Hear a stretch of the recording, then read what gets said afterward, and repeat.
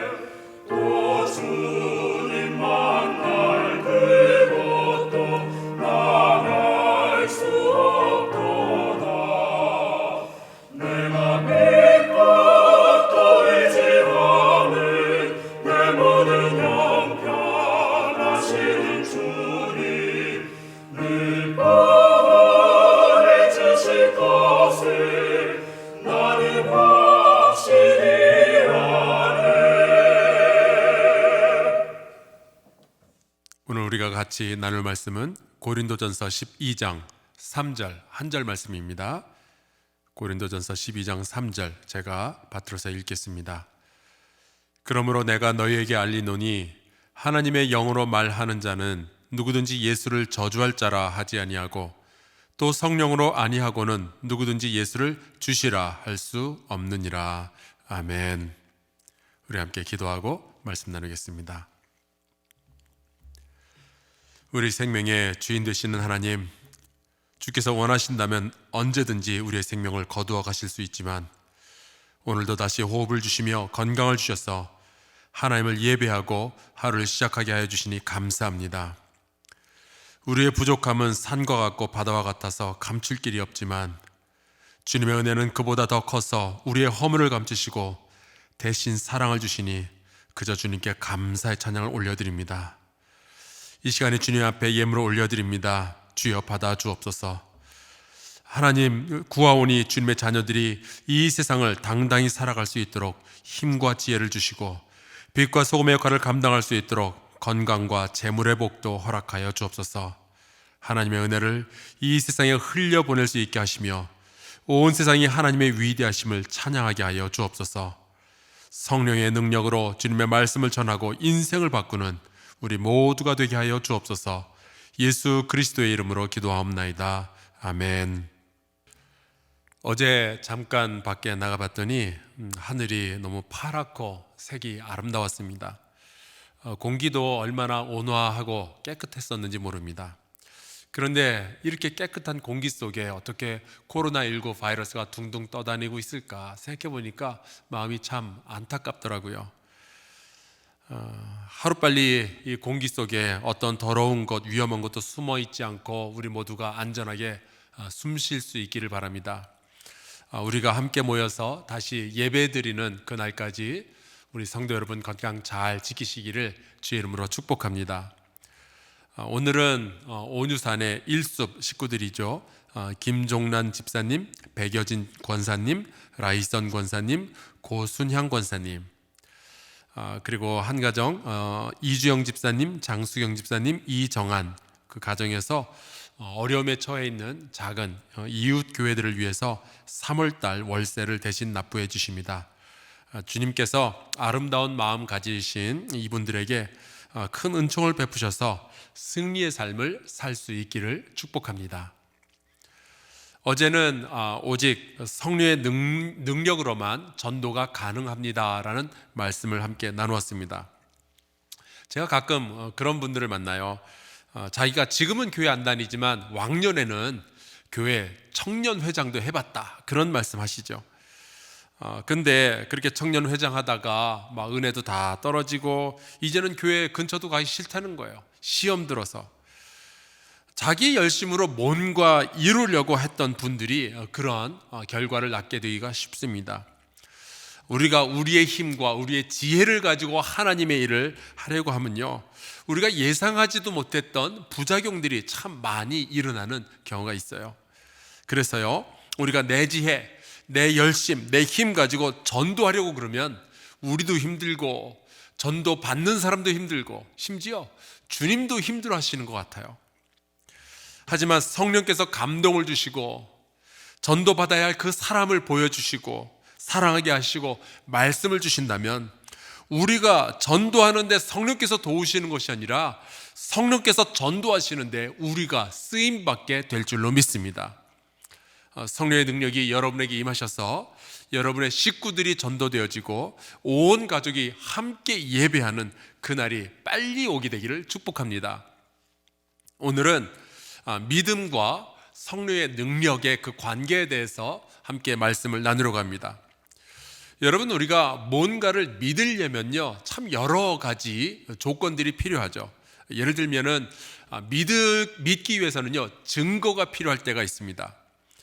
경찰과 법원에서 늘 하는 말이 있죠. 증거를 대보라고. 그러면 믿겠다고요. 증거가 없으면 증인이라도 좀 데리고 와라, 그런 이야기를 합니다. 이 증인들의 힘이 커서요, 한 3명 정도가 똑같은 말을 하면 사람이 그 말을 믿을 확률이 굉장히 높아진답니다. 왜 3명인지는 심리적으로 잘 모르겠는데 하여간 그렇습니다. 이걸 신천지가 잘 알아가지고 모략전도니 이런 걸 하는 거예요.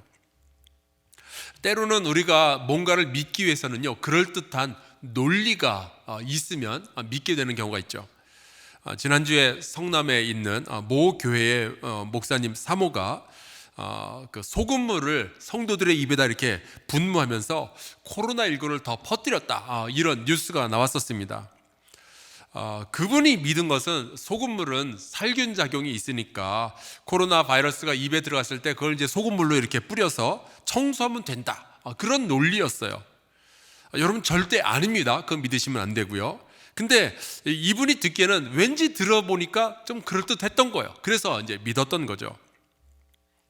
자, 그렇다면 여러분, 2000년 전 이스라엘에서 사시다가 십자가에 달려 죽으셨다는 그 예수님이 2000년이 지난 오늘날 저와 여러분의 주님이 되신다는 이것을 사람이 어떻게 믿을 수가 있을까요?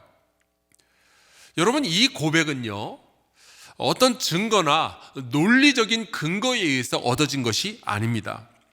여러분도 느끼시겠지만 저는 굉장히 논리적인 사람입니다. 지성을 굉장히 중요하게 여기죠. 그런데도 저는 예수 그리스도께서 저의 인생의 주님이 되신다는 사실을 아주 분명하게 믿고 있습니다. 그것도 어려서부터 저는 그렇게 믿어왔고 지금도 이 믿음은 흔들리지 않고 있어요. 여러분도 그렇게 믿고 계시는 줄로 알고 있습니다. 그러니까 지금 이렇게 사순절 새벽 예배를 온라인을 통해서라도 계속해서 드리고 있는 것 아니겠어요? 그런데 도대체 예수님이 나의 주님이라는 이 사실이 어떻게 믿어지게 된 걸까요? 저는 성도 여러분 가운데 이런 말씀하시는 분들을 많이 만났습니다.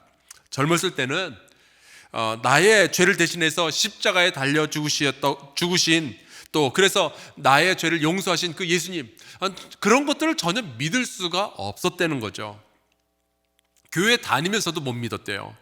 그냥 목사님 말씀 좋으니까 교회 다녔고, 가정의 평화를 위해서 그냥 교회 다녔고, 친구가 교회 다니니까 그냥 끌려 다녔고, 때로는 가게 손님 끌려고 교회 나가보기도 했고 그랬다는 거예요. 그런데 어느 날 찬송 부르다가, 기도하다가, 말씀 듣다가, 혹은 부흥회 참석했다가 그렇게 몇 년 동안 믿을 수 없었던 것이 갑자기 믿겨지더라는 거죠. 여러분, 이런 경험 있지 않으세요? 아니, 어떻게 해서 그런 일이 벌어질 수 있을까? 나이 먹어서 그런 걸까요? 성경은 우리에게 이렇게 말씀합니다. 또 성령으로 아니하고는 누구든지 예수를 주시라 할 수 없느니라.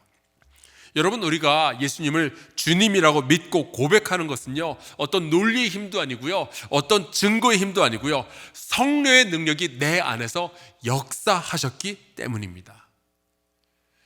예수님이 내 인생의 주님이시라는 이 고백은요, 우리의 결단이기 이전에 성령의 능력으로 역사해 주셔야 가능한 거예요.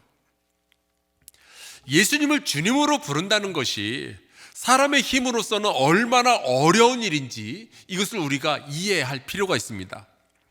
얼마 전에 저에게 오셔서 말씀을 전해주셨던 박형은 목사님은 입양을 좀 하시는 분이시죠. 어린아이도 데려다가 키우시고 청소년 아이도 데려다가 키워보시고요. 작년 10월에 제가 뉴욕에서 이 목사님을 만났는데 이번에는 20살짜리 여자아이를 입양을 하셨대요. 근데 이 아이를 보니까 아직 자기를 보고 아빠라는 이야기를 잘 못한다는 거예요. 이해가 되죠. 법적으로는 아빠가 맞는데 그게 입에서 이렇게 쉽게 나오나요? 그게 마음으로 쉽게 받아들여지겠어요? 아이가 노력은 하는 것 같지만 왠지 아직까지 어색하고 또 확신이 없는 것 같아서 마음이 좀 그렇다, 그런 말씀을 하시더라고요. 하긴 저도 제가 이제 결혼한 지 벌써 27년이 되어 가는데요, 저는 아직도 제 아내를 보면서 여보 소리가 잘 안 나옵니다. 제가 시도를 안 해본 건 아닌데 왠지 여보라고 부르면 소름이 끼쳐요. 저희가 이제 결혼하고 바로 미국으로 유학 가는 바람에 그냥 서로 간에 이름을 부르는 것이 훨씬 익숙해진 거죠. 한 번은 어떤 한국 이민자 가정이 저를 보고 그런 말씀을 하시더라고요. 그런데 한국 사람인데 여보라고 불러야 되는 거 아니냐고, 그래야 부부가 서로 예의를 갖추는 거 아니냐고. 그래서 이제 시도도 몇 번 해봤는데 잘 안 됩니다. 그냥 여보라고는 안 불러도 이름 부르면서 그냥 사랑하고 존경하고 그러면서 그냥 살려고 그래요. 여러분, 예수님을 주님으로 부르는 것, 고백하는 것, 주님으로 여기고 주님으로 믿는 것, 여러분, 성도가 아닌 사람들에게는 이거 정말 어려운 일입니다. 안 돼요. 길 가는 사람 붙잡아 놓고 예수가 누구시냐 물어보면은 기독교의 창시자라느니 성인이라느니 그런 상식선에서는 말할 수 있지만 그분은 나의 주님이십니다. 여러분, 이런 얘기는 안 믿는 사람은 할 수가 없어요. 왜냐하면 그들에게는 예수님을 주님이라고 믿게 할 만한 무슨 증거도 논리도 없기 때문입니다. 이렇게 생각하시면 돼요. 여러분이 설악산에 있는 신흥상가 하는 절에 갔는데 거기 큰 불상이 있다고 해서 그 앞에서 절하면서 석가모니를 내 주님이라고 여러분 고백할 수 있겠어요? 그거 안 되는 일입니다. 그게 왜 안 될까요? 저와 여러분은 믿는데 세상 사람들은 왜 그걸 믿질 못할까요? 여러분과 저는 예수님을 주님이라고 고백하는 게 전혀 어렵지가 않죠. 오히려 힘들고 어려울 때 주님 그렇게 부르면 눈물도 나고요, 은혜도 되고 마음에 평화도 오고 그러죠. 그런데 세상 사람들은 그걸 못해요. 증거가 없어서 그럴까요? 여러분, 눈에 보이는 증거는 저도 없어요. 여러분도 없잖아요. 여기서 구청 가서 주민등록 초본 아무리 떼봐도 예수님이 우리의 주님이라는 그런 글자도 나오질 않아요. 논리적이 아니어서, 여러분, 우리는 예수님이 물 위를 걸어 다녔다 그러고 5,000명을 먹였다 그러고 십자가에 죽었다가 부활하셨다 그러고, 여러분, 이게 논리적이어서 우리가 믿고 있냐고요? 그렇지 않잖아요. 가장 중요한 이유는 이겁니다. 사람 안에서 성령이 역사하지 아니하시면 누구든지 예수를 주시라고 고백할 수가 없습니다. 예수님을 나의 주님이라고 고백하는 거요, 이거 사람의 힘으로 될 수 있는 일이 아닌 거예요. 하지만 성령이 역사하시면 어느 누구라도 예수를 주님이라고 고백하게 될 줄로 믿습니다. 그렇다면 우리가 이렇게 말할 수가 있죠. 여러분이, 그리고 제가 예수님을 주님으로 고백하고 있다면 성령님은 이미 우리 안에서 역사하고 계시는 거예요. 제가 25년 전에 정말 잘생긴 젊은 전도사 시절에 저와 같이 찬양하던 찬양팀의 그 한 형제가 저한테 그런 고민을 털어놓았습니다. 전사님, 제가 성령을 참 경험하고 싶은데 성령이 느껴지지 않는다는 거예요. 내 안에 성령이 없는 것 같다는 거예요. 다들 막 기도하다 보면 눈물 흘리면서 회개도 하고 가슴이 뜨거워진다면서 가슴을 치면서 막 뒹굴기도 하는데 자기는 그런 게 전혀 없다는 거예요. 왜 나에게는 성령님께서 안 오시냐고, 왜 내 안에는 성령님이 역사 안 하시냐고 그런 이야기를 하는 거죠. 그때 제가 이제 이렇게 물어봤어요. 너 예수님을 저주할 수 있냐? 자기 못한대요. 왜 못하냐? 2000년 전 분인데 지금 하면 어떠냐? 그랬더니 왠지 그러면 벌 받을 것 같다는 거예요.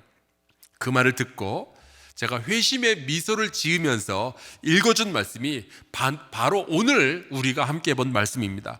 하나님의 영으로 말하는 자는 누구든지 예수를 저주할 자라 하지 아니하고, 네가 만약 예수님을 저주할 자라고 말할 생각이 없다면 하나님의 영이 이미 네 안에 계시는 거 아니냐 이거죠.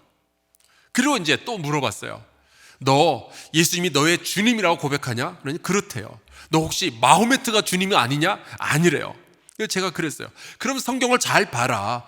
성령으로 아니하고는 누구든지 예수를 주시라 할 수 없느니라 이렇게 써 있지 않냐? 그러니까 성령님은 네 안에 이미 계시고 능력으로 내 안에서 역사하고 계신다. 말 나온 김에 하나 더 물어보자. 너 하나님을 아버지라고 부를 수 있냐? 이때요. 그때 제가 로마서 8장 16절을 읽어줬습니다. 성령이 친히 우리의 영과 더불어 우리가 하나님의 자녀인 것을 증언하시나니. 아멘. 성령께서 내 안에서 증언하시지 않는다면 네가 어떻게 하나님을 아버지라고 부를 수가 있겠냐? 여러분, 저 정말 괜찮은 전도사 아니었어요? 여러분, 성령의 능력이 아니면요, 우리는 주님을 주님이라고 부를 수가 없고 하나님을 아버지라고 부를 수가 없는 사람들이에요. 우리 안에 있는 이 믿음은요, 내가 노력해서 만들어낸 게 아니라고요. 마인드 컨트롤한 게 아니에요. 이 믿음은 선물입니다. 너희는 그 은혜에 의하여 믿음으로 말미암아 구원을 받았으니 이것은 너희에게서 난 것이 아니요 하나님의 선물이라. 그렇다면 여러분, 성령께서 여러분 안에서 역사하셔서 갑자기 누군가가 저 사람 전도해야 되겠다 그런 이제 생각이 들 때가 있죠. 이 사람이 예수 믿으면 좋겠다 생각이 들 때가 있잖아요. 그렇다면 그 사람이 예수를 믿으려면 여러분의 열심과 여러분의 지혜 이전에 성령의 능력이 필요하다는 사실을 우리가 알아야 됩니다. 내 안에서 역사하시는 성령님이 있어야 전도를 하겠지만 그 안에서 역사하시는 성령님도 계셔야 그가 믿을 수가 있게 되는 거예요.